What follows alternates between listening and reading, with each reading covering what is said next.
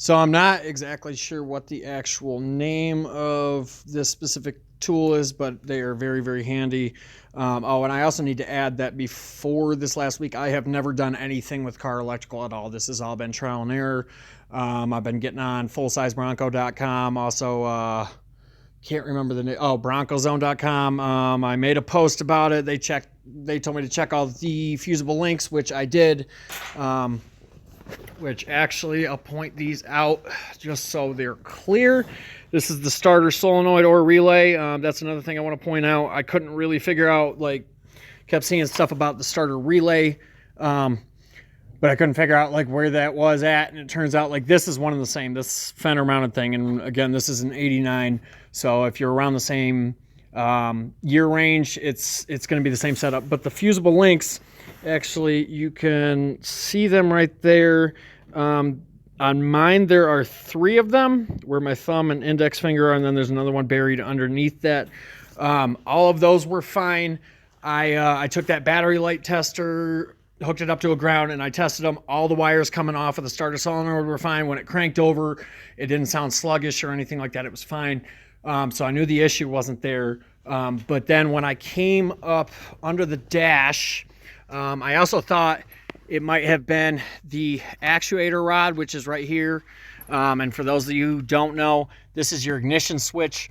That actuator rod, because your ignition switch is mounted up on the top of the steering column, and your ignition switch, that actuator rod goes into that slot, and basically this slides up and down, and then there's a spring at the top, and when you turn the key to start, that's how it actually trips it. That information is just because, like, I didn't, even before this last week, I did not know how a car started or anything. Like I said, I don't have experience doing car electrical or anything like that.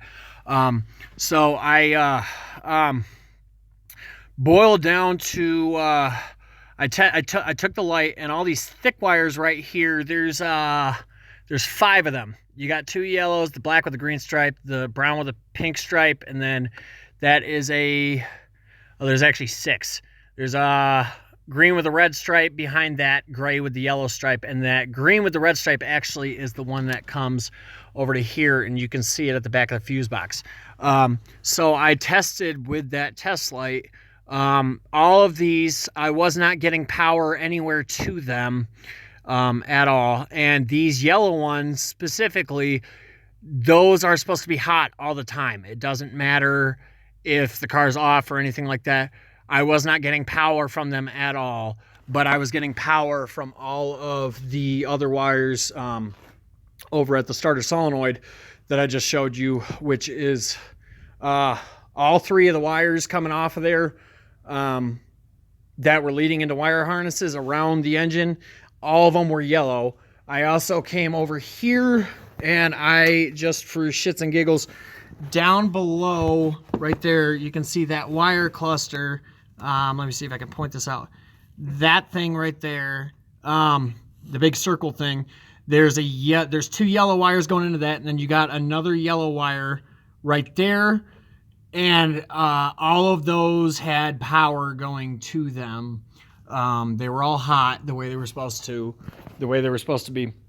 But when I came over here and I tested the ignition switch did not have any power going to it whatsoever. So the reason my dash looks like it's completely taken apart right now, like I was about ready to actually rip the dash apart trying to find the wire. It's not necessarily an easy task, and I'm kind of glad I didn't, and I'm not really ample about actually tearing a dash apart at some point in the future.